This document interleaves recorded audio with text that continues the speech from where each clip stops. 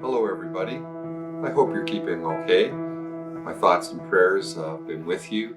I want to take a few moments today to share with you some thoughts and reflections about the COVID-19 pandemic, particularly what perhaps God is saying to us through this difficult time. Times of crisis has a way of piquing people's spiritual interest. The conversations about God happen again as we tend to try to interpret and understand what's happening in our world, and particularly why this is happening. There's nothing like a crisis to create a spiritual awakening. One of the immediate go-to explanations that I hear is that God is bringing judgment on our world, equating this with some ancient Egyptian plague, except on a global scale. It's these types of interpretations and explanations that I'd like to share a few thoughts. First, I think we need to be very, very careful with giving definitive interpretations of specific events. I mean, really, can anyone claim to know God's work in all the specific things that happen to us? And how easily we are prone to misinterpret and misunderstand God's work in times of hardship and suffering. Consider Job, the terrible loss that he experienced to his property, his possessions, his family, even to his own health. When 3 of his close friends heard of his suffering, they came to his home. And when they saw how terrible his suffering was, they sat with him in silence for 7 days, weeping with him and for him.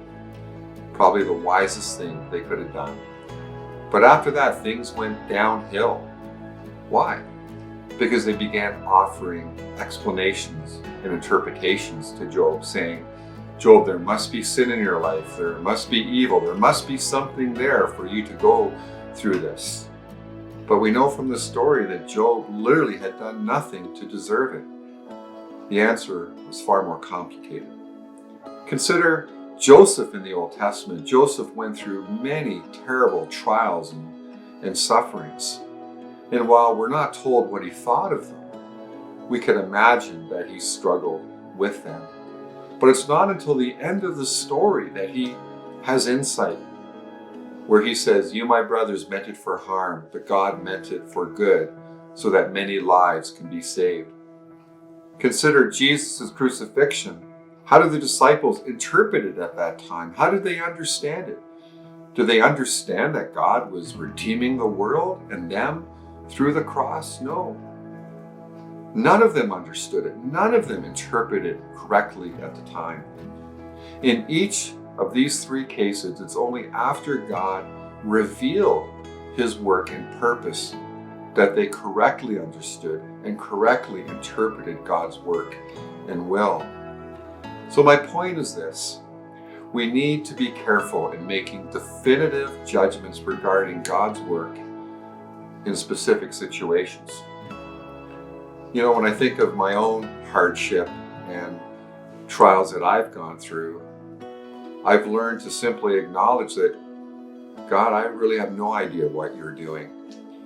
Isaiah 55 verse 9 teaches, as the heavens are higher than the earth, so are my ways higher than your ways, my thoughts above your thoughts. So is there anything we can say about this? Yes, I believe we can. While the Bible doesn't give us specific answers to God's work in specific situations, the Bible does reveal God's general work in our world. Understanding God's general work will keep us from making flawed and incorrect judgments and interpretations.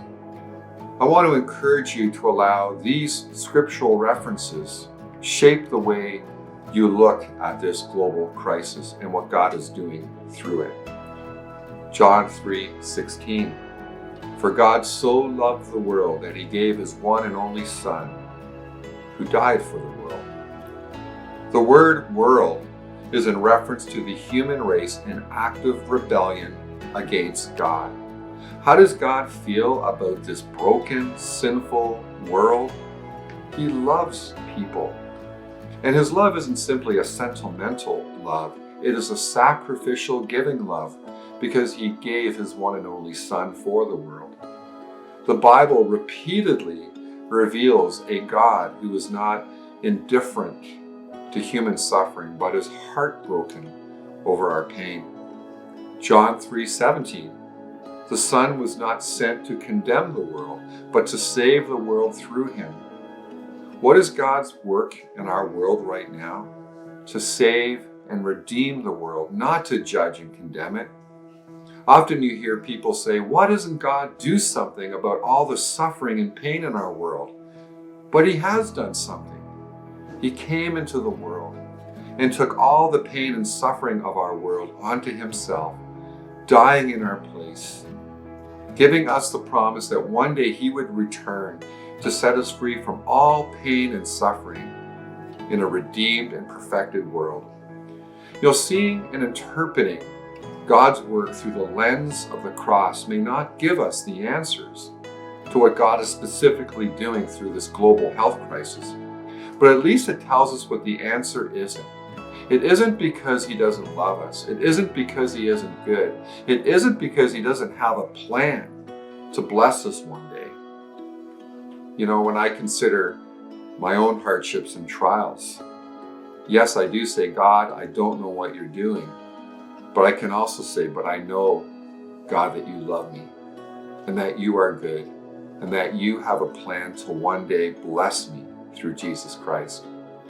I believe God's work in our world is to create a spiritual awakening, to remind us that we need him, that we need to be saved, not from the infectious coronavirus, but from the disease of sin and evil that has infected every person, cutting us off from the life of God. But that through Jesus, we can experience redemption and salvation, leading to everlasting life. Can I encourage you to be a messenger of hope and life to those in desperate search for these things at this time? May God bless you.